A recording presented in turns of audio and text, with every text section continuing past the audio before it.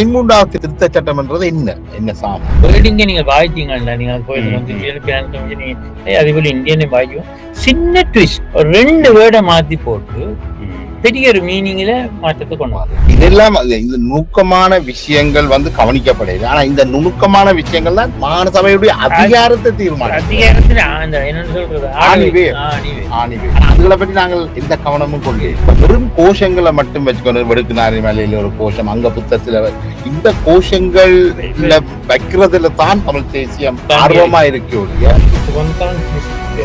சொல்லி இருக்கு, மத்தியினால் பிரகடனப்படுத்தப்படாத தொல்பொருள் அடையாளங்களை மாகாணம் பிரகடனப்படுத்தலாம். இப்ப நான் எத்தனையோ விடயங்களை சொன்னேன், கிடைக்கக்கூடிய அதிகாரங்களை இல்லாம அதிகாரம் பத்தாது உலகத்துக்கு காட்டத்தான் நாங்கள் வந்தாங்க. ஒரு கருத்து படத்தான் செயற்பட்டுதான் நாங்கள் காணி போலீஸ் அதிகாரம் தவிர்த்த ஏனைய அதிகாரங்கள் பெரும்பாலும் வடமாகாண சபையாலே எடுத்துக்கொள்ளக்கூடியதா இருந்திருக்கு. இந்த காணி அதிகாரத்துல உள்ள பிரச்சனை அதுல வடமாகாண சபை கிழக்கு மாகாண சபை இயங்காம இருக்கிறதுக்கான காரணம் தமிழ் தேசிய கூட்டமைப்பு இணைந்துதான் இந்த மாற்றத்தை கொண்டு வந்தது. அதன் பலன் தான் இது நான் நினைக்கிறேன் கன பேருக்கே இது பெரிய புதுமையான விஷயமா தான் இருக்கும். என்னன்னா இந்த போலீஸ் அதிகாரங்கள் தமிழ் மக்களுக்கு வராம போனதுக்கு விடுதலை புலிகள் பங்கு நிறைய இருந்திருக்கு. மிக ஆச்சரியமான விஷயம் தான். வடமாகாண சபை எங்க ஆரம்பித்தா ஏதாவது முன்னேற்றம் ஏற்படுவதற்கான வாய்ப்பு ஏதாவது தென்படுதா? என்ன பொறுத்தவரை தற்சமயம் இந்த அதாவது இப்ப இருக்கின்ற போட்டியாளர்கள் தான் தெரிவு செய்யப்படுவார்களா இருந்தால் இல்லை என்பதை அழுத்தம். வணக்கம் நேயர்களே, மற்றொரு கலந்துரையாடலில் சந்திக்கின்றோம். தாயக மண்ணில் இருந்து நமக்கு மிகவும் அறிமுகமான முன்னாள் எதிர்க்கட்சி தலைவர், வடமாகாண சபையின் முன்னாள் எதிர்க்கட்சி தலைவரும் 13வது திருத்தம் சட்டம் பற்றிய ஆழ்ந்த அறிவும் அனுபவமும் கொண்ட எஸ் தவராஜா அவர்களோடு நாங்கள் சந்திக்கின்றோம். வணக்கம் தவராஜா அவர்களே. என்னுடைய கேள்வி என்ன, இந்த 13வது திருத்த சட்டம் அமுலுக்கு வந்து கிட்டத்தட்ட 87ஆம் ஆண்டு வந்தது. இன்று பல தசாப்தங்களை கடந்து நிற்கின்றது. தற்போது வடமாகாண சபை இயங்காத நிலையிலும் இருக்கின்றது. வடமாகாண சபை இயங்குவதற்கான வாய்ப்புகள் எவ்வாறு உள்ளது? இன்றைக்கு ஒரு அரசியல் சட்டம் காரணமாக வடமாகாண சபையில் இந்த மாகாண சபைகளுக்கும் தேர்தல் நடக்கக்கூடிய நிலையில் இல்லை.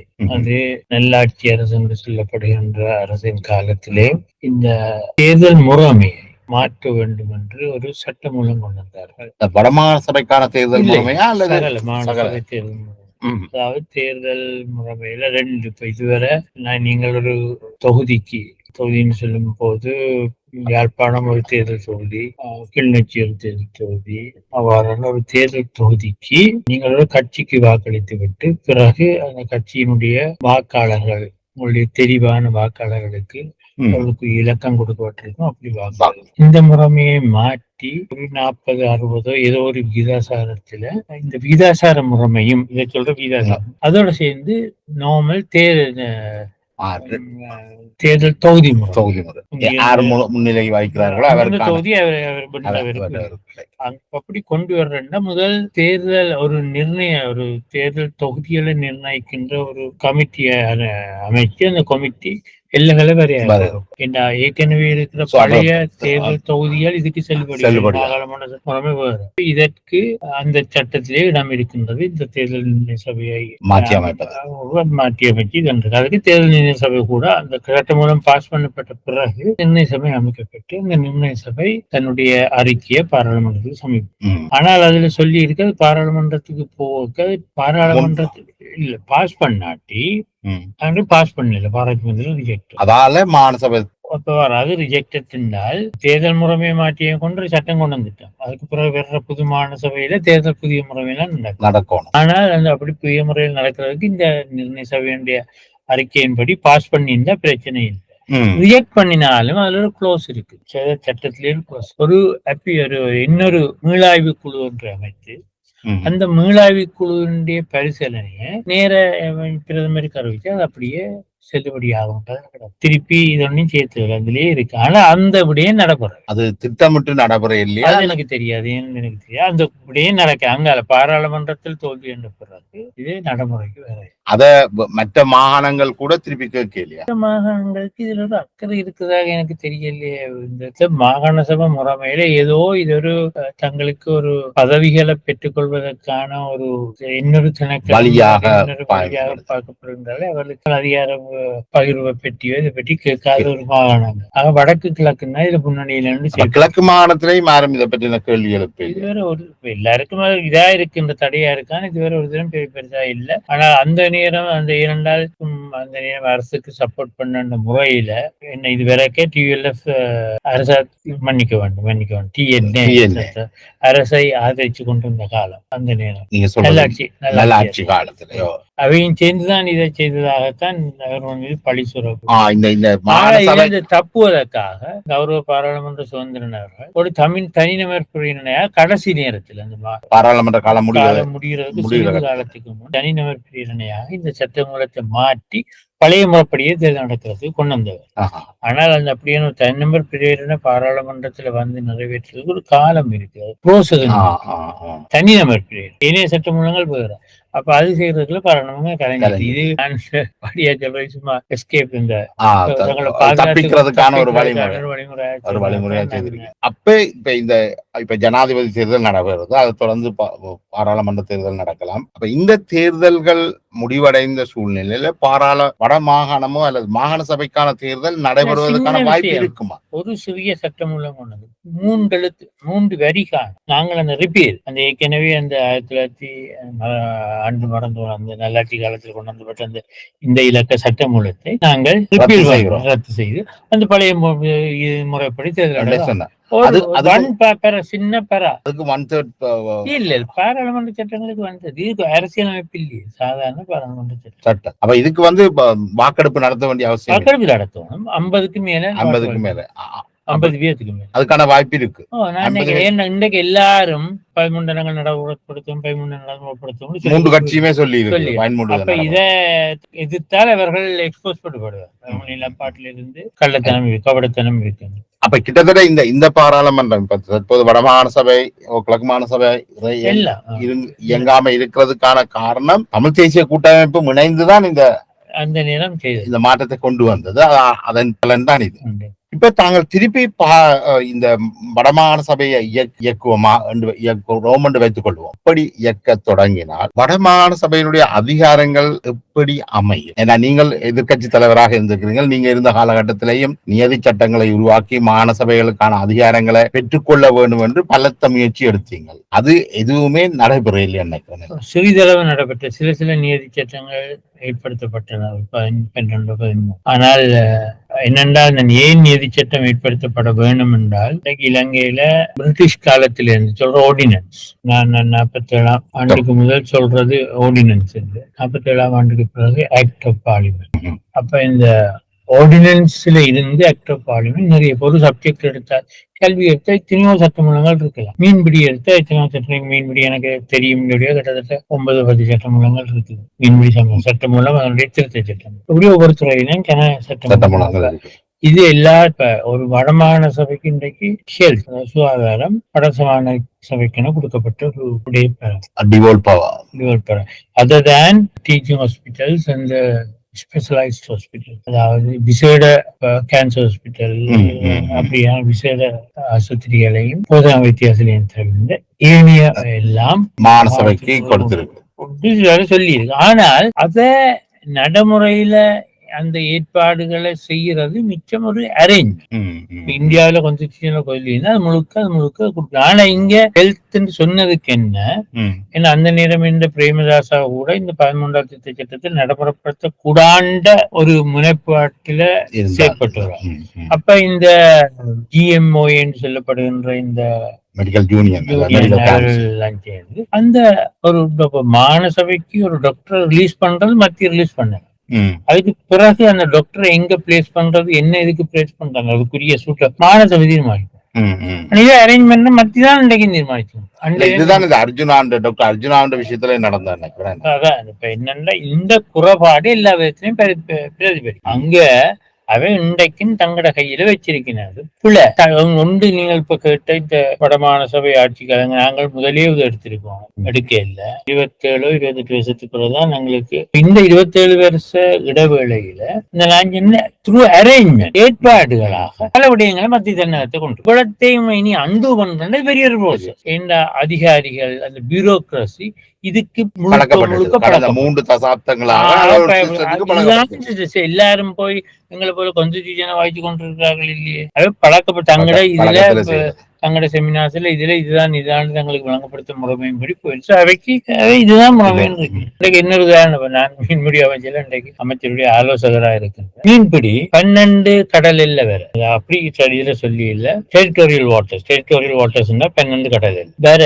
மீன்பிடி மாகாண சபைக்குரியது. உங்காலை 12 இருந்து 200 கடல் இல்ல வேற, அது மத்திக்குரிய. சகல மீன்பிடி செயற்பாடுகளும் 12 நாட்டிக்கல் மைல்ஸ் வரை மாகாண சபைக்குரிய. ஆனால் அது மாகாண சபைக்குரிய விடயம் கண்டி இன்னைக்கு மாணவர் வந்துட்டு நாளைக்கு இந்த விடயம் எல்லாம் நாங்க இல்லை.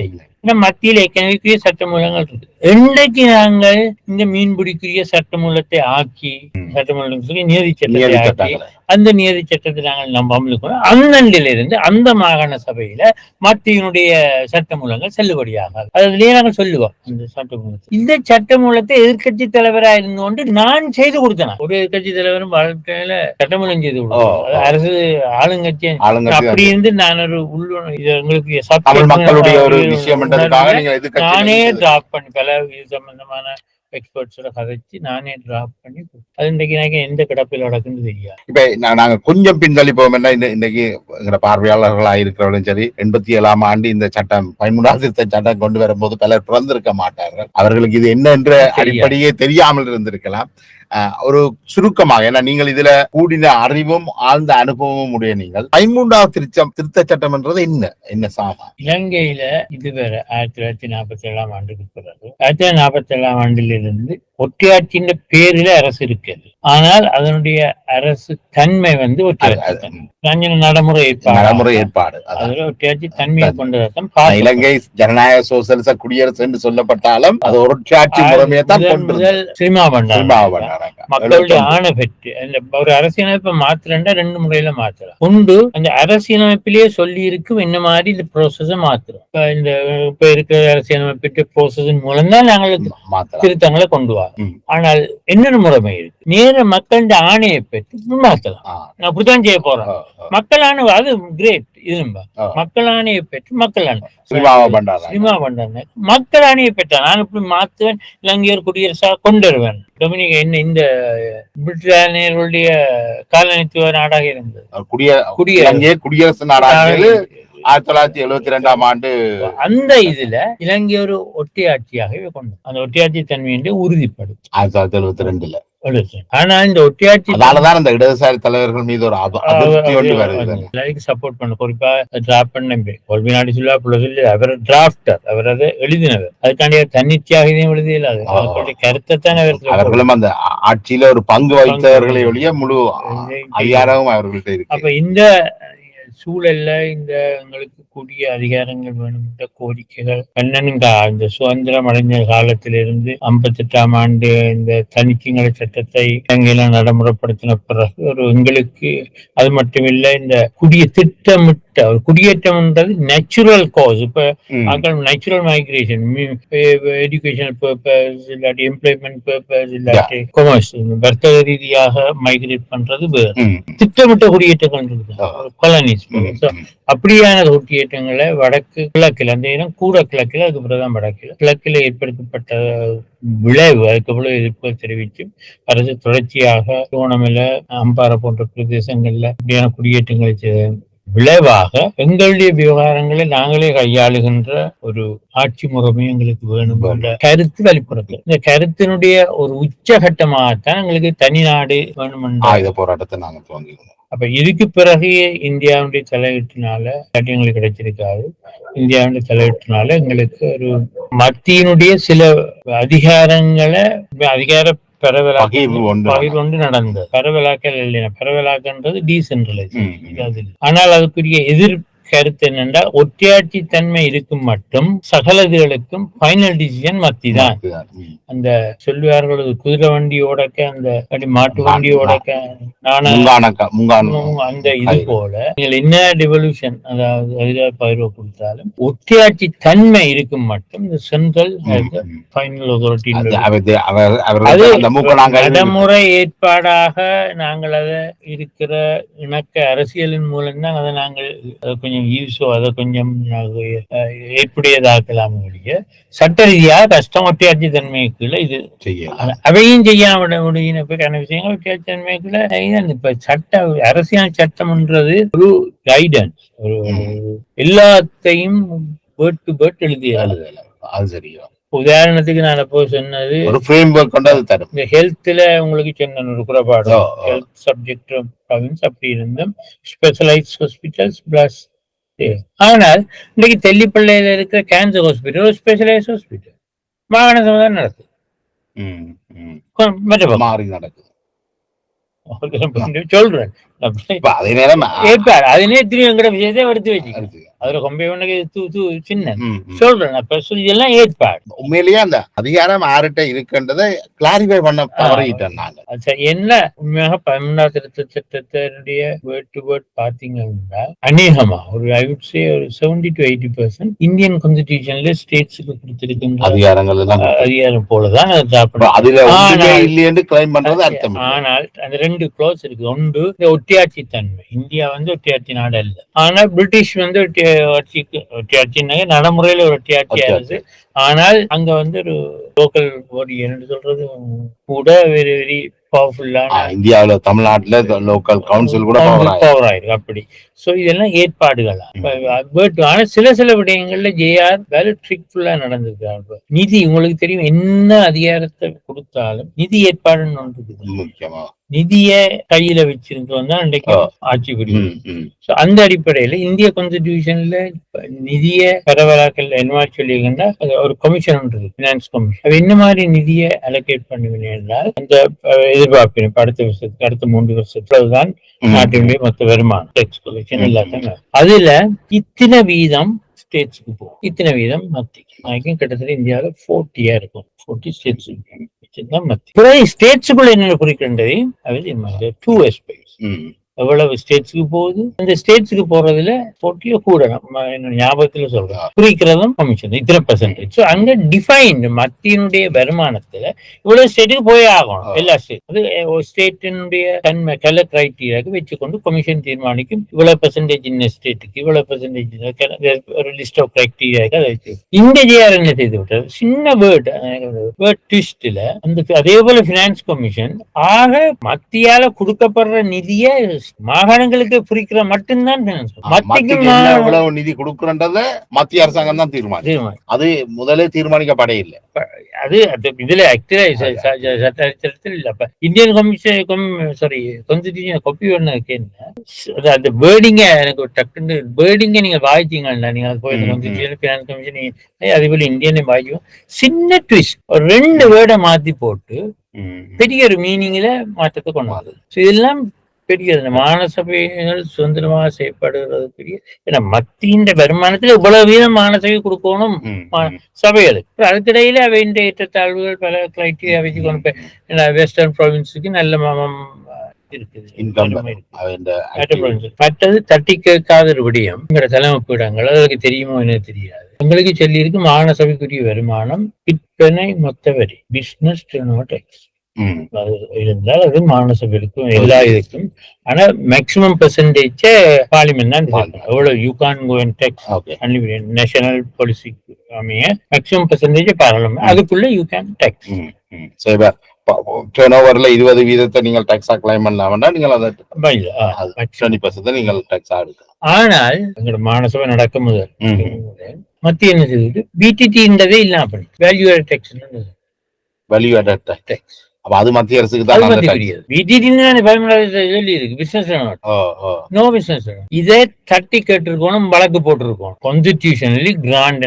ஆனா மத்திய அதுக்கு ஏற்பாடாக சட்டமொழி நாங்கள் அதை பார்த்து முந்தி பிடிடி அளவுக்கு எவ்வளவு வருமானம் கிடைச்சோ அந்த அளவு நாங்கள் அலோகேட் பண்றோம். இதெல்லாம் ஒரு ஏற்பாட்டாக சொல்லப்படுறபடியும் இதெல்லாம் இந்த நுணுக்கமான விஷயங்கள் கவனிக்கப்படல. ஆனா இந்த நுணுக்கமான விஷயங்கள் தான் மாகாண சபையுடைய அதிகாரத்தை தீர்மானம். அதிகாரத்தில் என்னன்னு சொல்றது ஆனா அதுகளை பற்றி நாங்கள் எந்த கவனமும் கொள்ள. அப்ப இப்ப மாகாண சபையை நாங்கள் நடத்தினா கூட என்னுடைய தனிப்பட்ட அபிப்பிராயம் பொலிட்டிக்கல் ஒப்பீனியன் இன்றைக்கு இருக்கிற எல்லா கட்சிகளின் மாகாண சபைக்கு வரக்கூடிய போட்டியாளர் தெரியும்.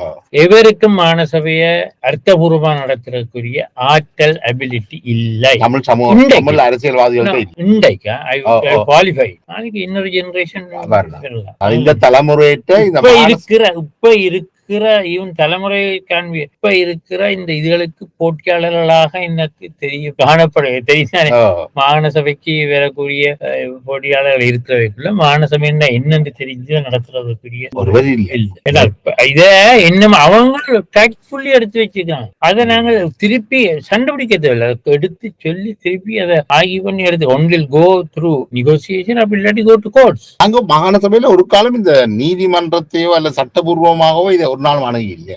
அதாவது தமிழ் தேசியம் பேசுகின்ற இந்த கட்சிகள், தமிழ் பொது வேட்பாளருக்காக கூப்பாடு போடுகின்ற இந்த கட்சிகள் இதை செய்ய நீதிமன்றத்துக்குள்ளால செய்திருக்கலாம், போயிருக்கலாம். இப்ப குமாரவடிகள் குருவரன் போன்றவர்கள் இந்த தமிழ் தேசியம் பற்றி மிக ஆக்ரோஷமாக அவர்களுக்கு இது சம்பந்தமாக என்ன அக்கறை எனக்கு தெரியாதானே. இப்ப நாங்கள் அந்த மாநசபை முறைமையில நீங்க சொன்னீங்க ஒற்றையாட்சி தன்மை என்றது. இப்ப இந்த 13வது திருத்த சட்டம் கொண்டு வரப்பட்ட அந்த ஒற்றையாட்சி தன்மை என்றது இலங்கை அரசியலமைப்புல இருக்கு. அதுல மாற்றம் இருக்கு. அதுதான் சந்திரிகா அம்மையார் தன்னுடைய ப்ரொபோசல்ல அது மாற்றல.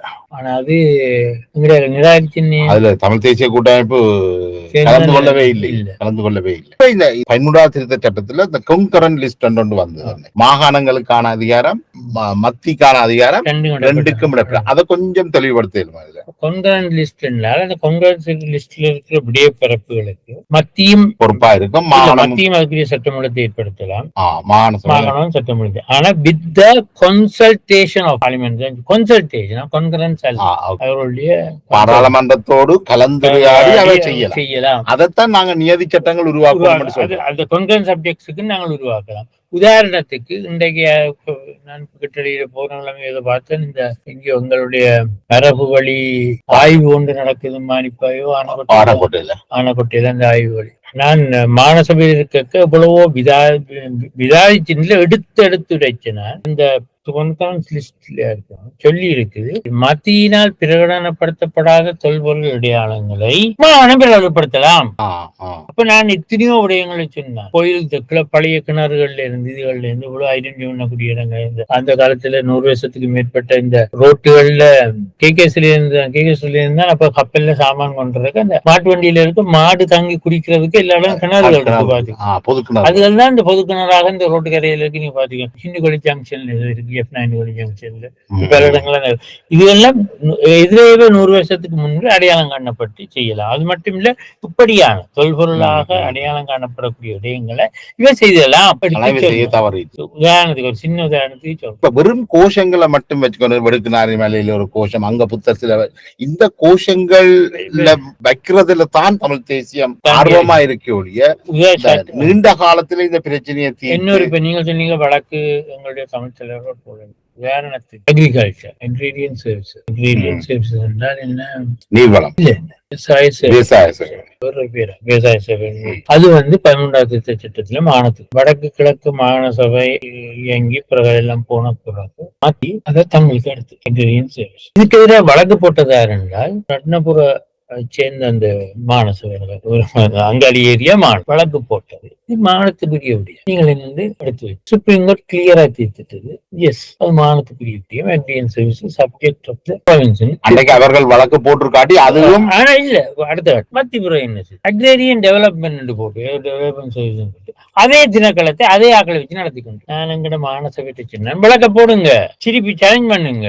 அந்த மாநசபைக்கு இருக்கிற கட்ஸ் எங்கட மாநசபைக்கு ஏனிவே வழக்கு போட பயப்பட எனக்கு பயப்படல, அந்த அக்கறை இல்ல ஒருத்தருக்கும். ஒரு அசம்பந்த போக்கு அல்லது இந்த மாநசபை எங்களுக்கு அதிகாரம் பத்தாது, இதை உலகத்துக்கு காட்டத்தான் நாங்கள் வந்தாங்க, அந்த ஒரு கருத்து படத்தான் செயற்பட்டுதான் நான் எங்களுக்கு கிடைக்கக்கூடிய அதிகாரங்களை இல்லாம இந்த மாநசபை இயங்கி இருக்கு. இப்ப இந்த மாநசபை திருப்பி மீள இயங்க என்னென்ன நெருக்கடிகளை எதிர்நோக்கும் புதுசு இல்ல. இப்ப ஏற்கனவே நாங்க கண்டுட்டோம்.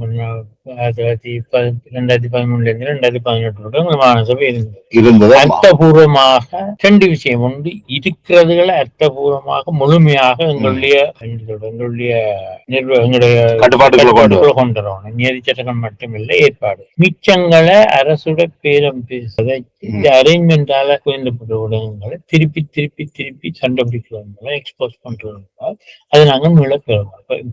இது லிஸ்ட் பண்ணி கொண்டே போகலாம். இன்றைக்கு ஒரு பொதுவாக இந்த நாட்டில் ஒரு சட்டமூலம் வருகிறார். இந்த சட்டமூலம் அட்டர்னி ஜெனரலுக்கு அனுப்பி பார்லிமெண்ட் வர முடியும். அவர் ஒப்பீனியன் கொடுப்பார். இந்த சட்டமூலம் அரசியலமைப்புக்கு ஏதாவது சரத்துல முரணானதா இல்லையா, அப்படி முரணானது சில பேர் கோர்ட்ஸ்லையும் சேலஞ்ச் பண்ணுவீங்க. கோர்ட்ஸ்லையும் கேஸ் இன்னென்ன அரசியல் சட்டத்துக்கு முரணானது, ஆதலால அது மாற்றி. அதே போல சில சட்டமூலங்கள் கொண்டிருக்க அந்த சட்டமூலங்கள் ஏற்கனவே இருக்க வேறொரு சட்டமூலத்தோட சில ப்ரொவிஷன்ஸ், சில பிரிவுகள் இன்கன்சிஸ்டன்ட், மாறுபட்டதா. அதுக்கு என்ன செய்யறது என்றால் நடைமுறை ஏற்பாடு. அதுக்கு பிறகு அந்த சட்ட மூலத்துல மாற்றம் கொண்டிருக்கு. இதுக்கு ஏற்புடையதா இதானே இப்ப கடைசி இதுக்கு ஏற்புடையதாக அந்த சட்ட மூலத்தை மாற்றம். இது சட்டமூலங்களுக்கு 13ஆம் திருத்த சட்டம் கொண்டு வந்த பிறகு 13ஆவது சட்டத்தில் இருக்க சில விடய பரப்புகள் ஏற்கனவே இருக்கிற சாதாரண சட்டமூலங்கள்ல முரண்படும். அப்ப நடைமுறை ஏற்பாடு என்னன்னா, 13ஆவது திருத்த சட்டம் வந்த பிறகு அந்த சட்ட மூலங்களை 13ஆவது சட்டத்துக்கு ஏற்புடையதாக மாற்றங்கள். உதாரணத்துக்கு ஜூடிஏ சட்ட மூலத்துல கணக்க 13ஆவது விடயங்களுக்குள்ள மூக்க நுழைக்கிறது. urban development authority, மகாவலி எல்லா சட்டமூலங்கள்லாம் 13ஆம் திருத்த சட்டத்துக்கு பிறகு வர சட்டமூலங்கள் அட்டர்னி ஜெனரல்கிட்ட போக அவர் ஒப்பீனியன் சொல்லிடுவார். அதால அது 13ஆம் சட்டத்துக்கு முரணானதுடைய வேற. அதான் 13ஆம் சட்டத்துக்கு முந்தி இருக்கிற சட்ட மூலங்கள்ல கணக்க மாட்ட வேண்டியது. அதுவும் செய்யப்படுது. அதை எடுத்து சொல்லணும். வேற செய்யப்படுறதுக்கு யார் எடுத்து சொன்னது என்னடா தெரியும். அதான் இதுல முக்கிய பிரச்சனை, வடக்கு கிழக்கு மாகாணங்களை தவிர்த்த ஏனைய மாகாணங்களுக்கு இவ எதுவுமே பிரச்சனை. ஆனால் நான் இந்த மாகாணசபை 2013 பெறுவதற்கு முதல் இந்த மாகாணசபை அதிகாரிகள் சம்பந்தமான நிறைய இதுகள் நடக்குது, ஒர்க் ஷாப்ஸ். அப்போ ஒரு ஒர்க் ஷாப் நன்ராஜபுரம் நீர்வளம் இங்கே ஒரு மீன்வளம் இருக்கும். ஒர்க் ஷாப்பில் அநேகமாக சகல மாகாணசபையும் சேர்ந்த இருக்கின்ற முதலமைச்சர்கள் இருந்த சில மாநிலங்களுக்கு அந்நேரம் மாநசபை இல்ல, கடைசியா இருந்த முதலமைச்சர்கள் சில இடங்கள்ல கவர்னர்ஸ் கூட வந்து நாங்கள் இப்படி எல்லாம் காய்ச்சல் இருக்க எல்லாரும் சொன்னோம். அப்ப மாநசபை வடக்கு மாநிலத்தில் எலெக்ஷன் நடக்கல, பட் நடக்க போகுது. நாங்கள் வட மாநசபையினுடைய எலெக்ஷன் ரிசல்ட் எதிர்பார்த்து கொண்டிருக்கிறோம். ஏன்னா நீங்கள் தான் இதை கேட்கறதுக்கு தகுதி வாய்ந்த நீங்க கட்டாயம் கேட்பீங்க. அப்ப எங்களுக்கு மதியம் வட மாநசபையை அதை கேட்க அவங்களுக்கு இருக்கிற அக்கறை வட மாநசபைக்கு இருக்கு. இப்ப இந்த 13ஆம் திருத்த சட்டத்துல காணி போலீஸ் அதிகாரம் தவிர்த்த ஏனைய அதிகாரங்கள் பெரும்பாலும் வட மாநசபையாலே எடுத்துக்கொள்ளக்கூடியதா இருந்திருக்கு. இந்த காணி அதிகாரத்துல உள்ள பிரச்சனை என்ன? அதுல காணி அரசு சொத்து தான் சொல்லப்பட்டது. ஆனா இந்த காணிகள்ல மாகாண சபை விடயங்களுக்கு கொடுக்கப்பட்டிருக்கின்ற விடயங்களுக்கு ஒரு காணி தேவை என்று அது கட்டாயம் கொடுக்கணும். அது விடயத்து ஒரு ஹாஸ்பிட்டல் ஆட்டும் மாநசபைக்கு விடயம், அதுபோல மத்திக்குரிய விடயங்களுக்கு அந்த மற்றது ஏனைய மக்களுக்கு காணிய வந்து ஒரு நேஷனல் தேசிய காணி கமிஷன், லேண்ட் கமிஷன் வந்து ஏற்படுத்தும். இந்த லேண்ட் கமிஷன் தான் இந்த பாலிசியை கொண்டு வந்து அதன் அடிப்படையில் தான் செய்யணும். இந்த லேண்ட் கமிஷன் ஏற்படுத்தப்படவில்லை இதுவரை. ஆனா மாநசபை அதை புஷ் பண்ணியிருந்தால் ஒவ்வொரு குடிமகனுக்கும் இவ்வளவு காணி இருக்கணும் என்ற அடிப்படையில அதை புஷ் பண்ணியிருந்தால் நாங்கள் அதுக்கு அரசாங்கம் தந்திருக்கணும். என்னன்னா இது ஒரு அரசியல் ரீதியாக பேரம் பேசி பெறக்கூடிய இதுக்குதான் நாங்கள் அதை நான் அடுத்த பகுதியில கேட்கிறேன். ஏன்னா காணி விஷயம் எனக்கு நான் இருக்கா யூஎஸ்ஏல இந்த ஒபிஷியல் விசிட் போனான் ஸ்டடி பண்றது. அப்ப சில ஸ்டேட்ஸ் போனாங்க.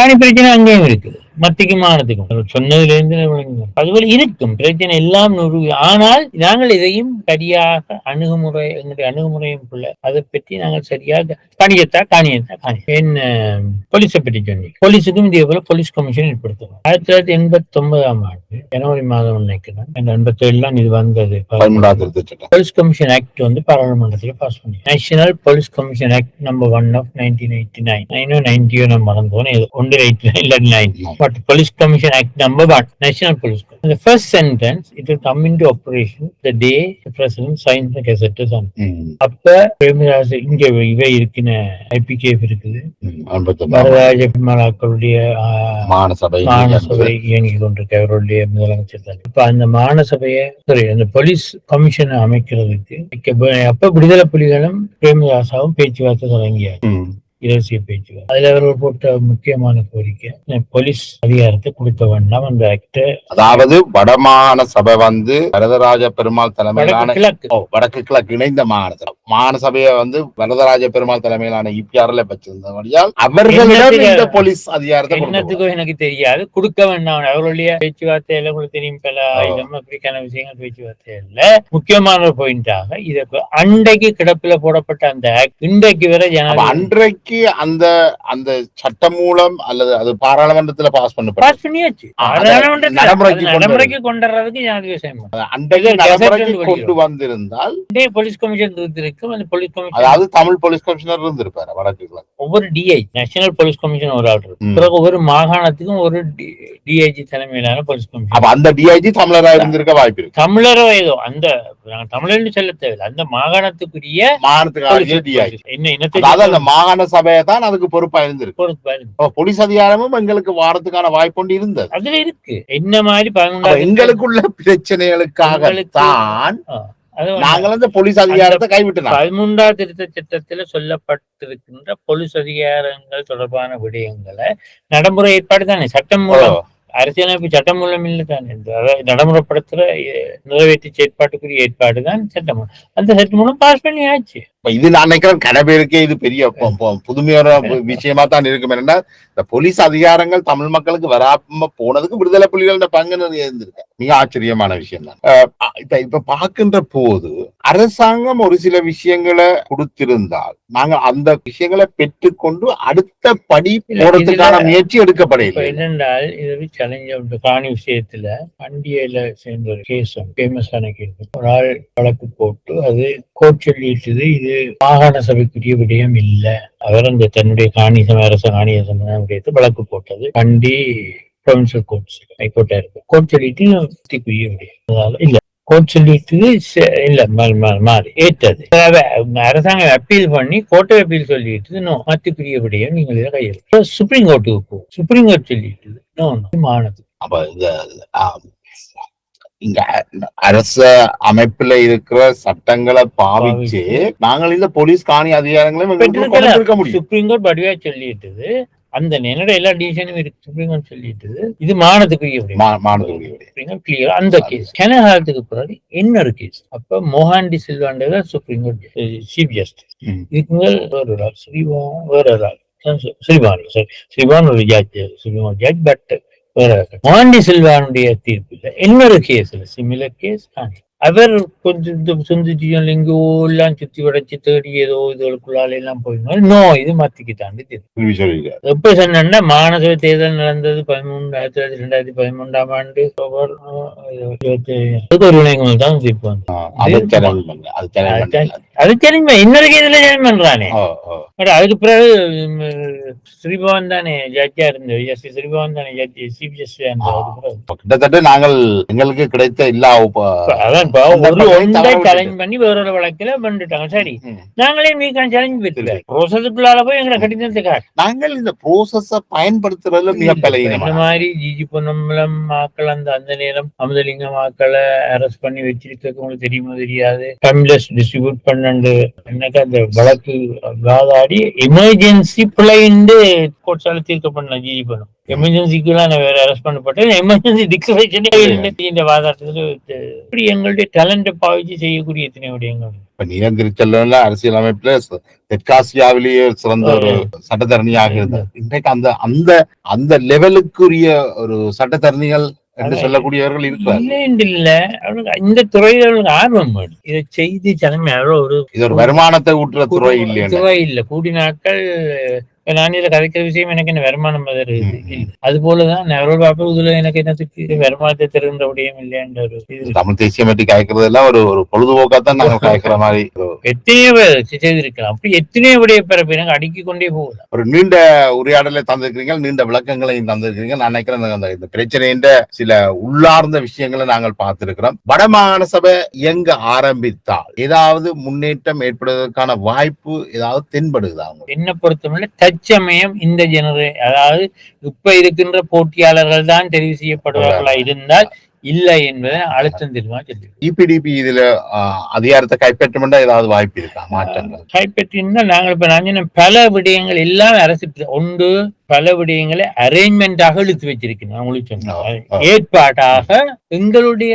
இந்த இணக்க அரசியலுடைய இணக்க அந்த அடிப்படை 100% இல்ல, கடைசி 170% தானே நாங்கள் அதிகாரம் இல்லை. எங்களுக்கு இருக்க நடைமுறை ஏற்பாடாக எடுத்து வச்சுக்கிற எல்லாத்தையும் நம்பிக்கை எனக்கு இருக்கு. ஏன்னா எங்களுடைய அதுதான் இது பொலிட்டிக்கல் ரெக்கக்னிஷன் ஒன்று இருக்கு. இப்ப நம்ம ரணிலுக்கு இன்டர்நேஷனல் ரெக்கக்னிஷன் இருக்குன்னு எல்லாரும் சொல்லி அதுபோல எங்களுக்கு சிங்கள மக்கள் எங்களுக்கு இபிடிபி கேட்டு கொடுத்தால் சிங்கள மக்கள் எதிர்க்க மாட்டேன் என்ற ஒரு தன்மை ஒன்று அவர்கள் நியாயமான தான் கேட்பார்கள். இந்த போல கேட்க மாட்டேன். அந்த ஒரு ஏற்புட தன்மையை பாவிச்சு நாங்கள் இத்தனை விடயங்களை ஏற்பாடாக மாற்றலாம். 2வது கட்டம் தான் சில விடயங்களை சட்டமூலம் சட்டமூலங்கள் சின்ன அதாவது பாராளுமன்றத்துல சாதாரண பெரும்பாலும் அன்றைக்கு ஓட்டிங்குக்கு வந்திருக்கிறவையில 50% +1 அந்த ஏற்பாடாக செய்யலாம் சாதாரண சட்டம். அதுக்கு பிறகு அரசியலமைப்பு மாற்றங்களை பற்றி நாங்கள் இந்த இதன் மூலம் நாங்கள் ஒரு நம்பிக்கை ஏற்படுத்தி நாங்கள் எல்லாம்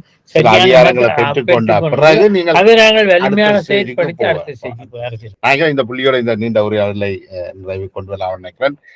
உங்களுடைய நேரத்தை எங்களுக்கு தந்து இந்த விஷயங்களை கலந்துரையாடைமைக்கு மிக்க நன்றி. நன்றி. அரசியல் சம்பந்தமா கதைப்புறத நிப்பாட்டி இருந்தனர் பல விஷயங்களை இந்த டேட்டுகள் எல்லாம் மறந்து போனேன். ஏனென்றால் என காலமா ரிஃப்ரெஷ் பண்ணாத விடயங்களை நீங்கள் திருப்பி இருக்க. நன்றி தான். நன்றி.